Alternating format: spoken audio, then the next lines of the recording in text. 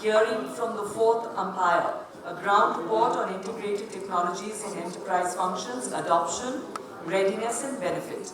For this session, we'll be joined by Sanjay Gupta virtually, Sanjay Gupta, Chief Architect, SSF Global, and Rakesh Sinha right here, but we'll have to keep it short and sweet.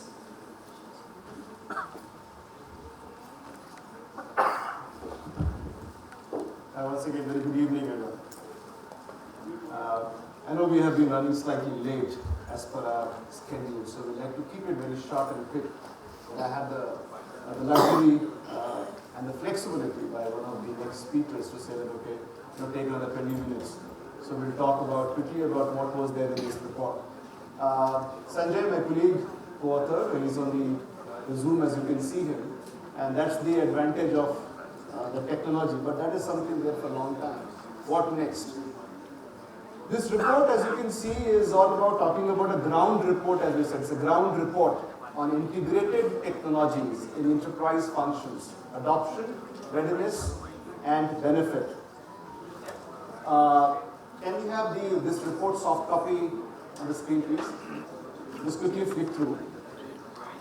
So the whole purpose, as you know, every year we look at what is the new focus area for the organizations. What organizations needs to really keep in the mind as they move forward.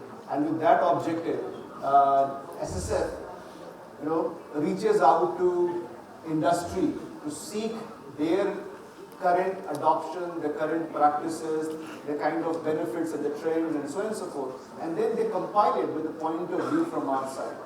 Just to share with you, when we started this year's survey, the best part of this year's survey and the research is, it's a combination of three things. It's a combination of inputs coming from the leaders like you.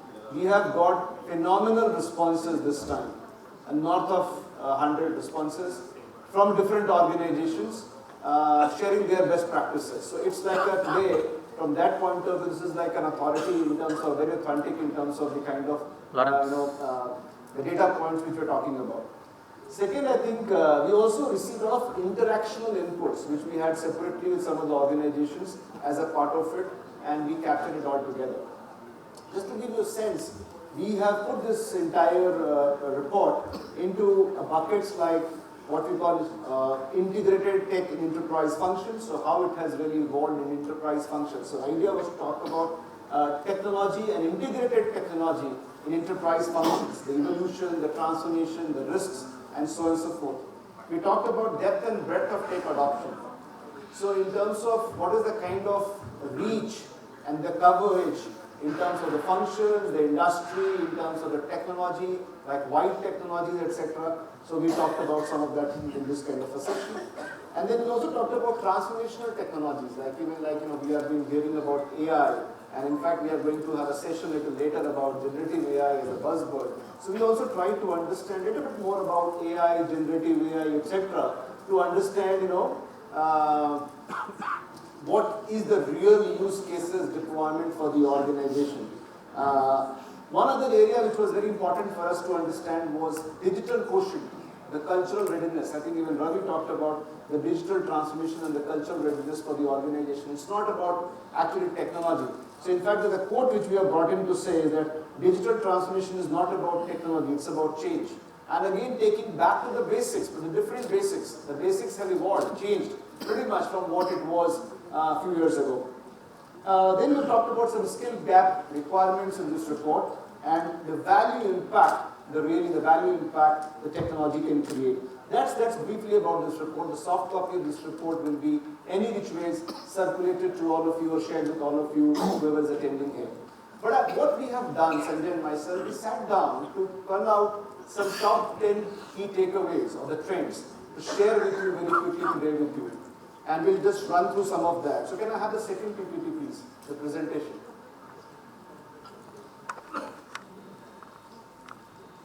The other one, please.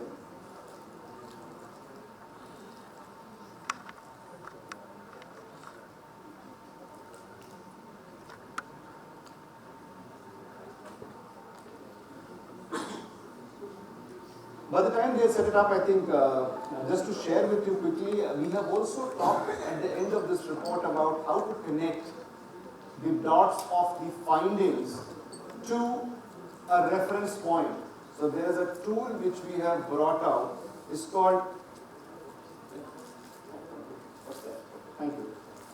So we have talked about the ties as well. So the top 10 trends and takeaways we'd like to talk from the entire report. So this report will reach you, but there are top 10 trends. So I'll go to the Sanjay, you want to come in here and share? This is the first page we are using right now. Yeah, hi. Hello, everybody. Yeah, that's much better. Now I can see the screen because I couldn't really see what was going on the screen. So I can just put on the screen there so that I know which slide we're on. Right. So as Rakesh mentioned, there has been a lot of work that has gone into this report, and the report provides so many insights into how technology adoption has happened and what are the new trends that the technology interaction has brought in. And many of these have been eye-openers really, but many of them have been reiterating what we already knew instinctively. So we've called out these 10 trends, so to say, or takeaways, which some of them are very important for us to talk, and many of them would be quite old hat to you, but in a way surprising. I will explain, and Rakesh and I will go through these 10. In the interest of time, we'll just flip through. So page 2, please. So one of the things that is not really very surprising, excepting for a little end, is that finance amongst the enterprise functions continues to dominate the functions and to dominate the technology interaction, the technology implementation in the various functions. This, by the way, is also true for the new age technologies that are coming up in a very deep way. When we do talk about artificial intelligence and we talk about even generative AI or any other form of new age technologies, we find that most organizations continue to keep finance as the predominant function where such artificial intelligence apps are utilized for the best benefits. And I guess the reason why finance continues to be the predominant user of these apps and these technologies is because, like in Anand's session it was mentioned, these are the most easily quantifiable benefits. So if, for instance, benefits are not quantifiable through either top line or bottom line, they somehow get relegated to stage 2 or level 2, etc., and therefore don't get that same importance as they should. And that's the reason why finance continues to be the most talked of. So page 2, please. Yeah, I think just a quick point here. I think what we are finding is pretty often when we have the examples coming from the industry talking about some of the integrated technologies, the starting point is still remaining to be a function, and that too only finance as a function. So there's a huge opportunity for the enterprise services organizations to really become enterprise partner and move beyond typically a functional focus, if I have to say that. They have to really look at enterprise and not just a functional transformation. And this is something just coming out very clearly from the research, that still that focus is very siloed. We are all living still in silos and pretty much inward-looking mindset by saying, I'm doing great. And that is something came out very evident in the survey report by saying a lot of organizations are saying, oh, we are doing great. Fair, but you're still talking about your functional transformation, you're still not talking about something which is an enterprise-wide, organization-wide impact. That's something which came out very clearly. The second one is that digital strategy, which you're finding is, it's calling for a very different kind of execution capability, which I think we heard even in the keynote address from Ravi. That execution capability to drive this kind of a change is very different from driving the kind of a change we were driving earlier. And that is where we are finding that capability is still missing. We are trying to do something, as I think the previous panel was talking about, buying a lot of technology and trying to figure out what to do with it, and not still becoming beyond function to the enterprise wide. That's coming out very clearly as a trend here.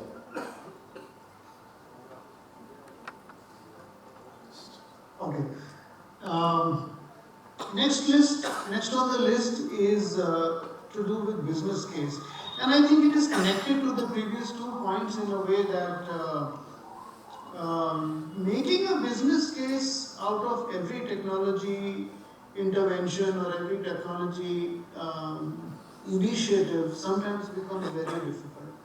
And technologies are expensive, and therefore if you were to go back to the leadership or to the finance department themselves and try and create a business case for many technology deployment programs, the CBA becomes a bit of a roadblock, and that's what we see in the report as well.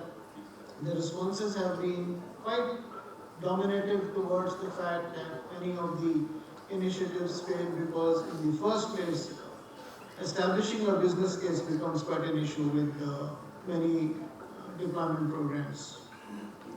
In fact, just to add to this, I think there are a lot of respondents mentioning about that their struggle is about putting an adequate business case, a financial business case from a technology point of view or a deployment point of view. Because what technology is sometimes offering versus what they're able to realize, they're not able to make a commitment on that. Just quickly taking on this point, and maybe I'll request Sanjay to even add to this, is there is a bit of a gap between what we are calling the trust deficit between the senior management and the overall technology itself which has to be deployed. The way the senior management sometimes is finding is, okay, fine, you want to do it, but what is the purpose, what is the value, what is the benefit, etc., etc. So there's a lot of challenges in terms of having that capability and the alignment in terms of what is the value impact possible from that technology is something which we are able to see. Sanjay, you want to add something? Exactly, and like Rakesh was mentioning a slide ago, you're talking about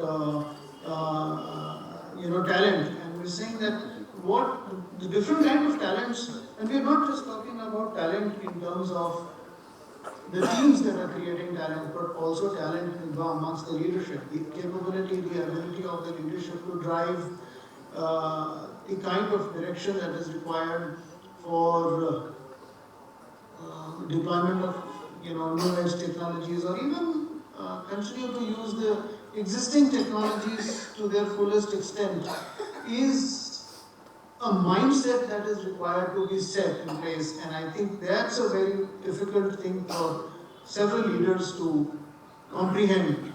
And I think the big problem here is that many leaders continue to believe that again, the same fact that unless you don't have a full CBA case, or unless the business case is not absolutely tied down to the lowest dollars and cents, it makes no sense to go ahead with any technology implementation. So I don't think there are many leaders who either have the heart or the intention to get into it, or to not necessarily apply that kind of intellect to realize the value that certain programs can bring to the table. So I think there's a deficit there which comes through from our results. Yeah, moving to the next one, I think another significant roadblock, and I think this is something north of 50% respondents and the organizations are talking about, is the integration. This is something which is very, very interesting. The integration compatibility of the new age technologies and the foundational or the conventional technologies.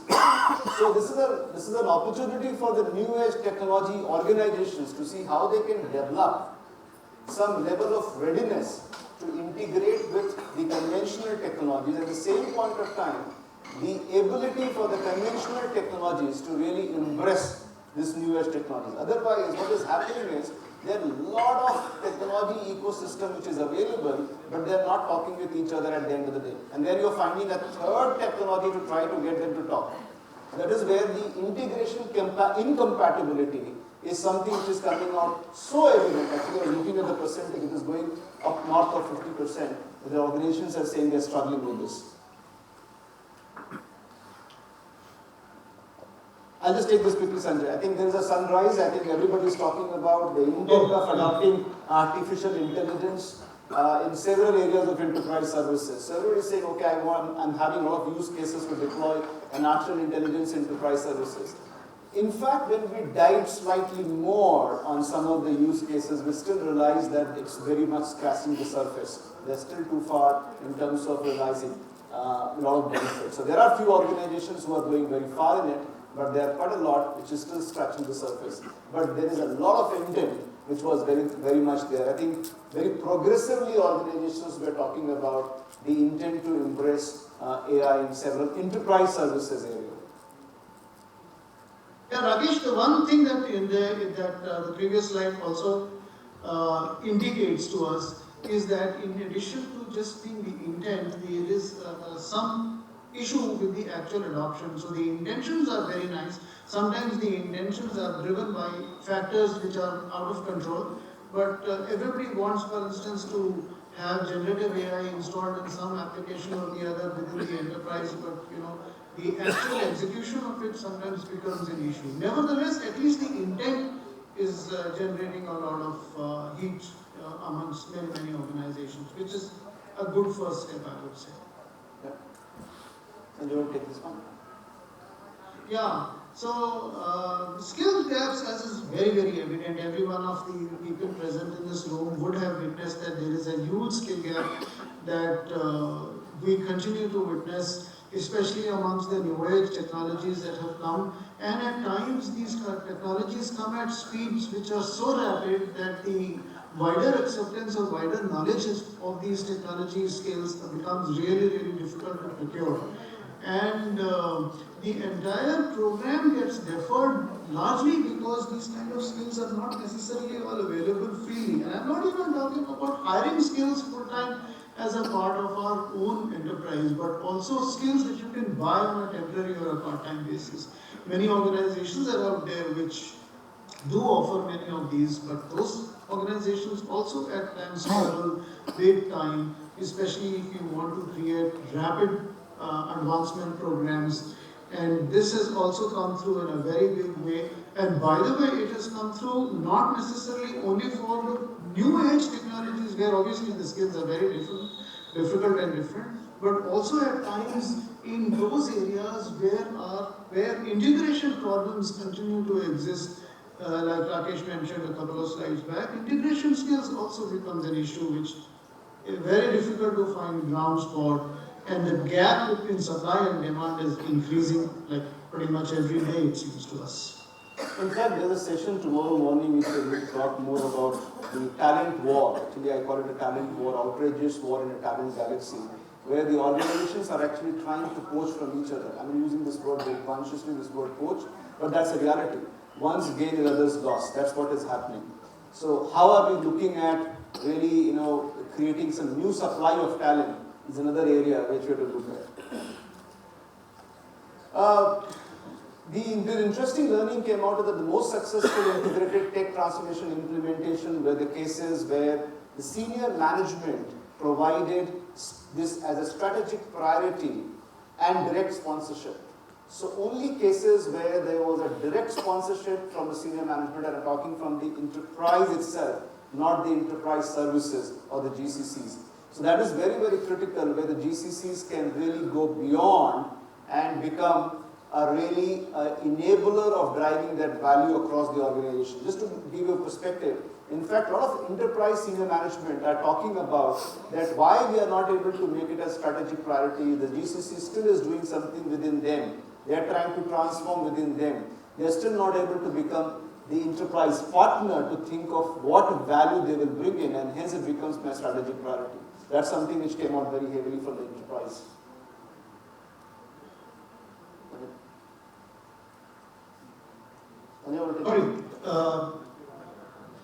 Yeah, I think one factor that we've touched upon already previously is that many of the outcomes that we were thinking that the implementation program has brought out is likely to be on various subjects and various areas, but we were unfortunately, well, not really very surprised, but we found that a lot of outcomes that people talked about were really financial. And financial goals, they thought, were the ultimate of why technology implementation was successful implementation. In fact, in several cases, we found that within financial goals, we were only talking about efficiency of the unit itself that they were, they were heading or they were involved in, which actually really meant that they're using technologies for things like FTE reduction, etc. And we were really surprised because I thought that there are certain organizations which should have moved on from certain things over it. Because FTEs, etc., have become hygiene several years ago. And we don't talk about FTE reductions anymore, but not really. We've really found lots of people who still talk about such things. And the wider description of value, like Anand and the colleagues talked about, doesn't really even feature as a strategic priority in a lot of leaders' minds, unfortunately, and that is an opportunity really lost, which I think people can benefit from. I think as Sanjay was talking about, FT reduction is something still coming up on a survey from some of the marquee organizations. Still they are talking, again it's going back and connecting to the point about inward looking, pretty much focused within the GCCs, not really thinking of. When they're talking about bottom line impact, they're still talking about GCC reducing few FTs and bottom line impact. They're not able to think the enterprise and the enterprise P&L and the balance sheet impact. That's the whole point. I think there's another, and this is the last one we're going to talk about, there's a huge opportunity for the organizations we are seeing is to learn from each other. When the question was asked to them by saying, how often you have looked at what your peer companies are doing, what is the kind of reference models you have looked at, etc., etc. I think the responses were very, very weak. So there's a huge opportunity for the organizations to go out and do more benchmarking with the peer organizations, as well as look at some of the reference models. And here I'll just quickly introduce and leave it here is that, and my team will be actually sharing it quickly. We have created a full new module called Tech Integrated Enterprise Services Model. It's called TICE. So in 2018, we challenged this entire phenomena of saying something IT-enabled services. How long you will say ITES, enabled? So we said, okay, it has to become integrated. So now it's all about technology being integrated along with your service model, not only for FT optimization or efficiencies, but really looking at how can you drive the enterprise value.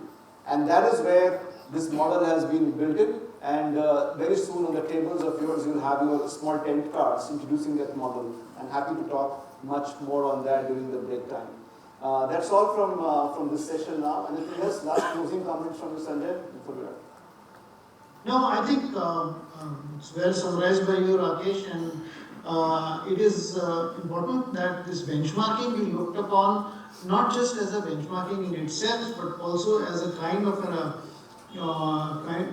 capability building exercise which will point out to you and point out to any person who begins to look at this and assess where this individual organization is today in terms of where the world is or what is best in class for that context or for that moment today, and therefore try and get certain hints and glean certain elements or nuggets out of it on how this it can be improved and one can begin to become higher than just remain where you are to take local benefits and miss the opportunity of becoming really professional and world class, so to say. So over to you, Rakesh.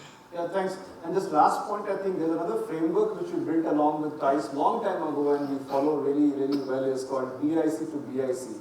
There's something called best in class which you need to understand and refer to what is the context, which is best in context. So if you have a best in class to best in context and a reference model of benchmarking, it's going to make a lot of sense. Thank you all for patiently listening and we'll have more conversations around TICE. Thank you.